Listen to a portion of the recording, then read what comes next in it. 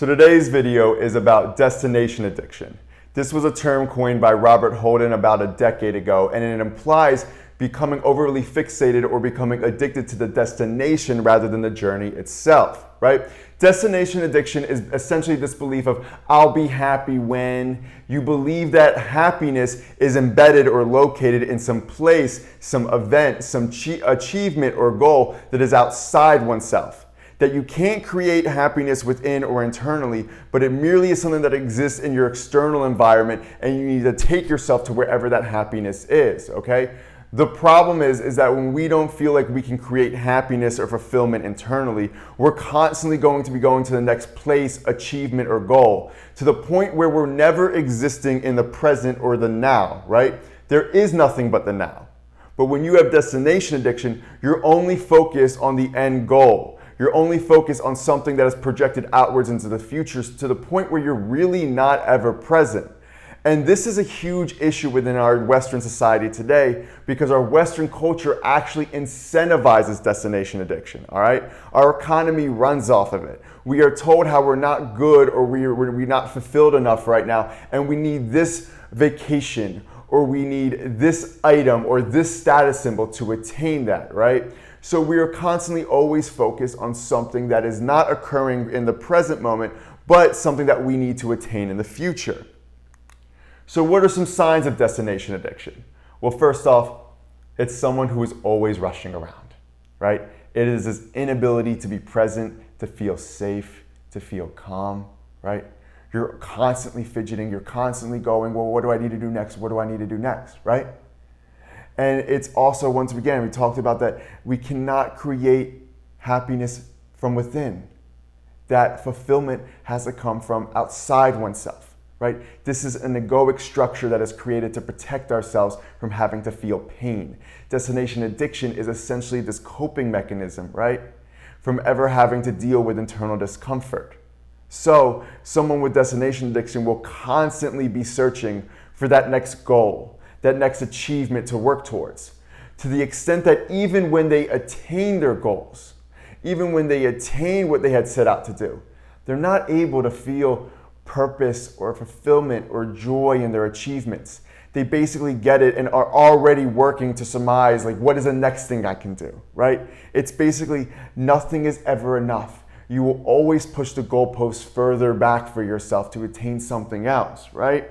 It's also over-fantasizing and daydreaming about the future. It's over-planning. Anytime you feel some difficult feeling or emotion come from within, you have to say, oh, well, let's think about the future, right?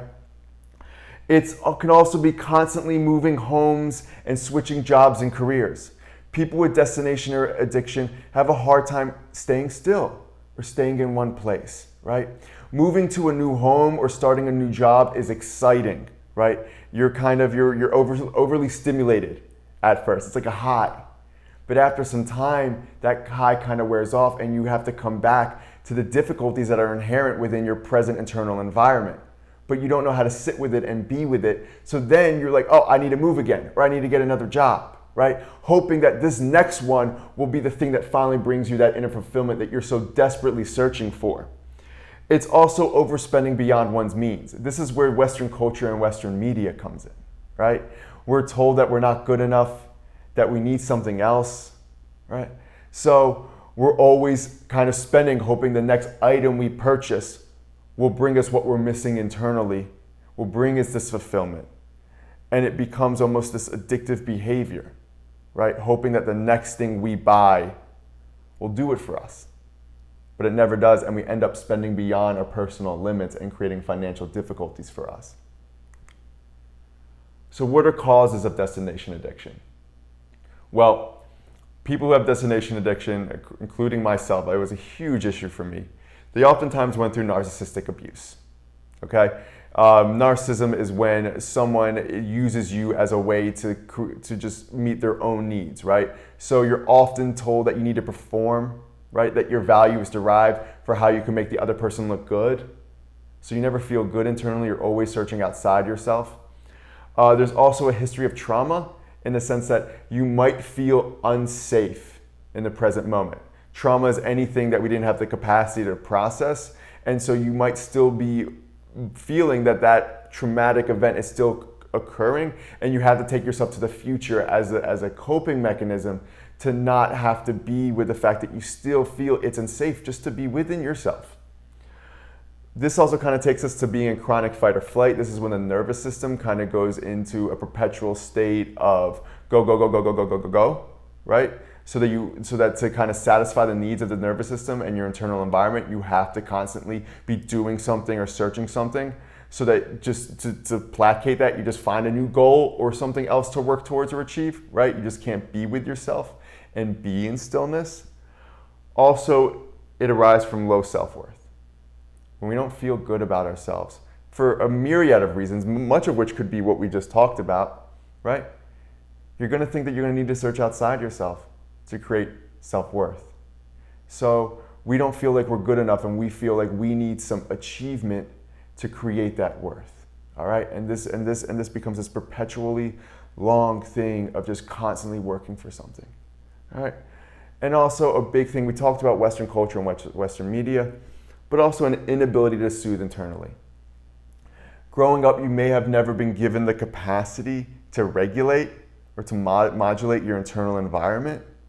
So you need that quick high of moving to a new place or starting a new career or hitting that new goal to make you feel okay, because you never learn how to regulate your internal environment and create safety from within. You have to create safety from outside of yourself, and that safety may just look like achieving a lot. All right? To heal destination addiction, we have to work on all these issues, and I have tons of videos and material that cover this. I appreciate you for watching this video. Please make sure to subscribe to this YouTube channel. Also, be sure to comment below. Is destination addiction something you suffer from? Because it was an immense problem in my life, and I had to basically achieve everything I ever wanted until the ego was sufficed enough that I realized happiness was not created outside myself, and I had to start to go within and work through my internal pain and the things blocking me from feeling good internally. All right, guys, thanks for watching.